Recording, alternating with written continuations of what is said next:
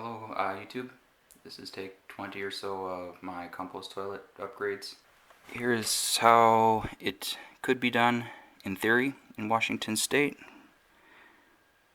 Oh, sorry, I guess it's not going to focus, but water conserving on-site wastewater treatment systems. In Washington State you could theoretically, but in practice I guess not, construct on-site public domain compost toilet systems. Mine is not permitted.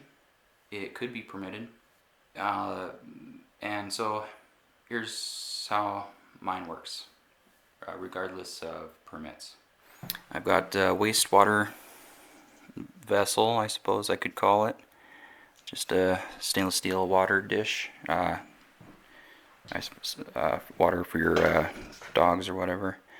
Normally it sits here in my kitchen where I can wash my hands, order dishes with paper towels and water that I purchased from the grocery store. My gray water typically does not leave my house. I only have 1 to 8 cups of gray water per day, and it gets poured into my window flower garden and evaporates. And I guess I need to fire my screen writer. I forgot to mention this towel is where I take a sponge bath. I've got rainwater saved from my roof. It warms up here on my stove. I let my washcloths dry out for 24 hours before putting them into my laundry bag, and I need to do my laundry at the laundromat in town. Near my cooking area I have a kitchen compost, and in the bottom of that bucket I have some sawdust to hold down the odor. In my toilet area I have 2 to 3 buckets of clean sawdust, a poop stir stick. This stays in the clean sawdust when not in use. I use it to push sawdust to the edge of the bucket, and that 90% of the time keeps poop from smearing on the edge of the bucket. For toilet paper I use fabric that I find in garbage cans, cut it up into pieces after washing it, and use it one time and put it into my compost. I'm keeping pee in a piss jug, or if I need to pee when I poop, it goes in the bucket. So I guess I'm using a 5-gallon bucket for 3 toilet uses, and I've seen people use it more like 7 days for poop and urine. In my opinion, the odor will be better if you're only pooping 3 times per empty. I'm composting within vessel or a water tank that does not leak. Formerly I intentionally drilled some holes in the bottom and tried to catch the leachate, but that didn't work well for me. Almost daily I need to empty my urine, and then once every 3 days I need to empty my kitchen and bathroom compost into the compost bin. Sometimes I wipe off the toilet with toilet paper, especially the edge where I sit. That usually doesn't get too dirty, but anyway, I just wipe it off, and then I'll have to make sure I wash my hands well. Sometimes for the toilet or for the kitchen compost I put in some sawdust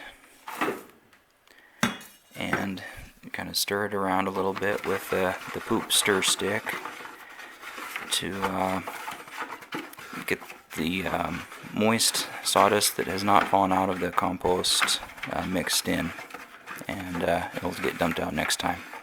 I like to put in at least 3, probably more like 4 scoops of sawdust. A lot. Quite a bit to hopefully keep moisture off the bottom of the bucket. That about does it for daily to weekly chores.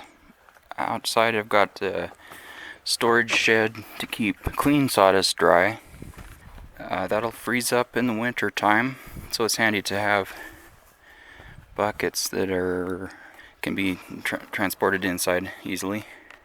One time per year, during the spring, one season per year, I turn the compost about 8 times. I shovel it out from the bin that it's in into an empty bin, and I monitor the moisture content.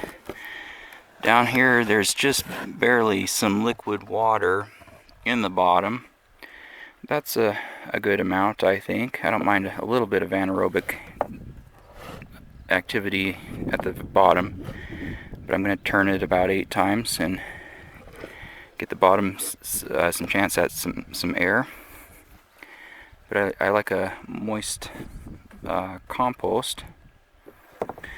So that's the moisture content, and then since I'm using so much sawdust, I've got probably too much carbon, not enough protein. So I put in this compost this year got 2 roadkill deer in it also for some added protein, and it's still not super hot. It still doesn't have enough protein, I would say. It's 105 degrees Fahrenheit. I forgot how much that is Celsius, but not. What I would like to see is 150 degrees Fahrenheit. So it needs a little bit more protein, I would think. More, maybe not any more dead animals, but some nice green plants like some weeds or grass clippings might be good to add in to get the nitrogen level correct.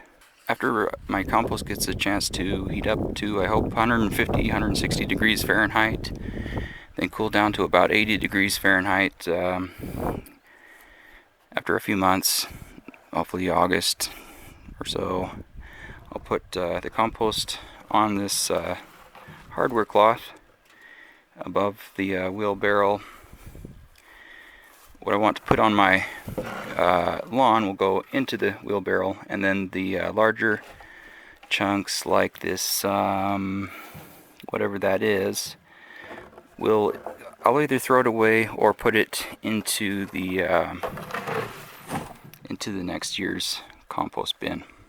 And I guess there's piss jugs for females also. Thanks for watching.